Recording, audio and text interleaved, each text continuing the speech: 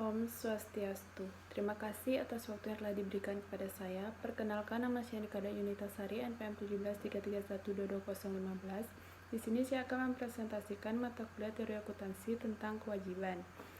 Baik, untuk mempersingkat waktu, saya akan memulai presentasi ini. Baik, di sini saya akan membahas yaitu yang pertama karakteristik utama, yang kedua hak kewajiban tak bersyarat, yang ketiga karakteristik pendukung, yang keempat pengakuan, yang kelima pengukuran, yang keenam penilaian, dan yang terakhir penyajian.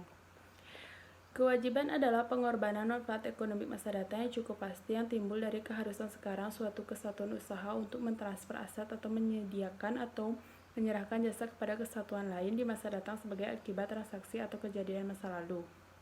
Secara umum dapat dikatakan bahwa kewajiban mempunyai 3 karakteristik utama, yaitu yang pertama pengorbanan manfaat ekonomik. Di sini pengorbanan manfaat ekonomik diwujudkan dalam bentuk transfer atau penggunaan aset kesatuan. Cukup pasti di masa datang mengandung makna bahwa jumlah rupiah pengorbanan dapat ditentukan dengan layak.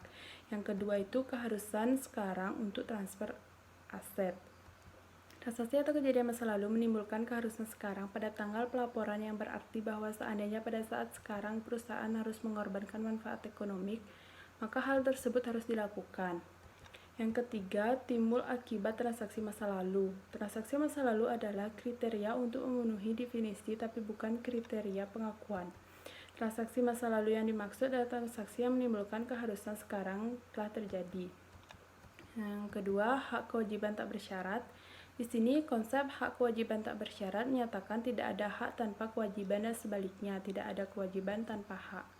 Secara teknis, konsep ini diartikan bahwa hak atau kewajiban timbul bila salah satu pihak telah berbuat sesuatu. Kontrak-kontrak semacam ini dikenal dengan nama kontrak saling mengimbangi tak bersyarat atau kontrak eksekutori. Selanjutnya itu karakteristik pendukung. Selain 3 karakteristik di atas, FASB menyebutkan beberapa karakteristik pendukung, yaitu yang pertama keharusan membayar kas. Keharusan membayar kas pada waktu dan jumlah rupiah tertentu di masa datang merupakan petunjuk yang kuat atau jelas mengenai adanya kewajiban.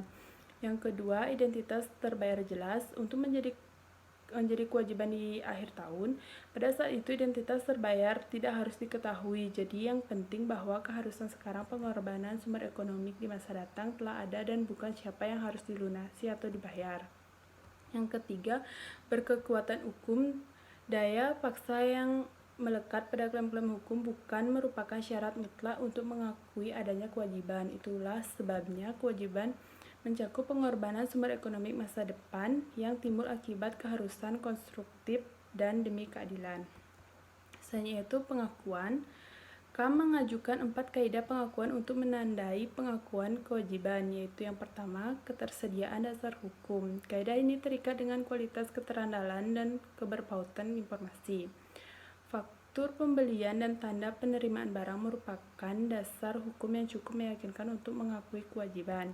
Yang kedua, keterterapan konsep dasar konservatisme. Kaidah ini merupakan penjabaran teknis kriteria keterandalan. Keadaan-keadaan tertentu yang menjadikan konsep konservatisme terterapkan dapat memicu pengakuan kewajiban. Selanjutnya, ketertentuan substansi ekonomi transaksi. Kaidah ini berkaitan dengan masalah relevansi informasi. Hutang sewa guna dapat diakui pada saat transaksi meskipun tidak ada transfer hak milik dalam transaksi sewa guna tersebut. Selanjutnya, keterukunan nilai kewajiban. Keterukunan merupakan salah satu syarat untuk mencapai kualitas keterandalan informasi. Selanjutnya, pengukuran. Pengukuran yang paling objektif untuk menentukan kos kewajiban pada saat terjadinya adalah penghargaan kesepakatan dalam transaksi-transaksi tersebut dan bukan jumlah rupiah pengorbanan ekonomi masa datang. Di sini ada 6 pengukuran, yaitu yang pertama kewajiban dalam pembelian kredit. Dasar pengukuran aset yang paling objektif adalah kos tunai atau kos tunal implisit, karena kewajiban merupakan bayangan cermin aset. Pengukurannya juga mengikuti pengukuran aset. Yang kedua itu diskon dan premium utang obligasi. Nilai nominal atau jatuh tempo utang obligasi sering dianggap sebagai jumlah rupiah kesepakatan pada saat penerbitan obligasi, baik penerbitan maupun kreditor.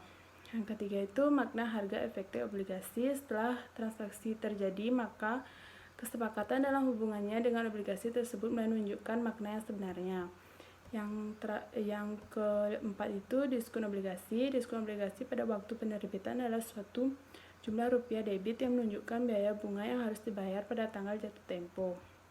Yang kelima, premium obligasi. Premium yang dibayarkan investor untuk obligasi merupakan unsur dari jumlah rupiah utang perusahaan. Yang keenam itu kewajiban moneter atau non-moneter.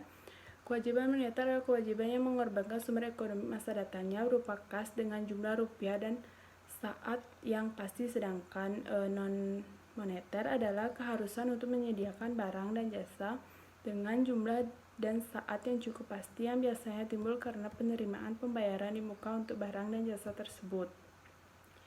Selanjutnya itu penilaian. Kalau pengakuan mengacu pada penentuan nilai keharusan sekarang pada saat terjadinya, penilaian mengacu pada penentuan nilai keharusan sekarang pada setiap saat antara terjadinya kewajiban sampai dilunasinya kewajiban tersebut. Jadi, penilaian adalah penentuan jumlah rupiah yang harus dikorbankan seandainya pada saat tersebut kewajiban harus dilunasi atau penentuan nilai sekarang kewajiban.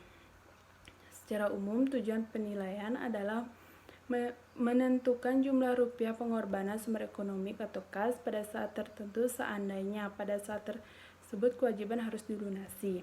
Yang terakhir itu penyajian. Secara umum, kewajiban disajikan di neraca atas dasar urutan likuiditasnya. Hal ini sesuai dengan urutan perlindungan dalam hal terjadi likuiditas. Kewajiban hendaknya tidak dikompensasi dengan aset yang berkaitan dan dilaporkan jumlah bersihnya saja, kecuali dalam keadaan khusus yang di dalamnya pihak pelapor mempunyai hak mengontra. Dari segi urutan, perlindungan dan jaminan utang yang dijamin pada umumnya disajikan lebih dahulu dari menunjukkannya bahwa dalam hal terjadi likuidasi, utang ini yang harus dibayar terlebih dahulu.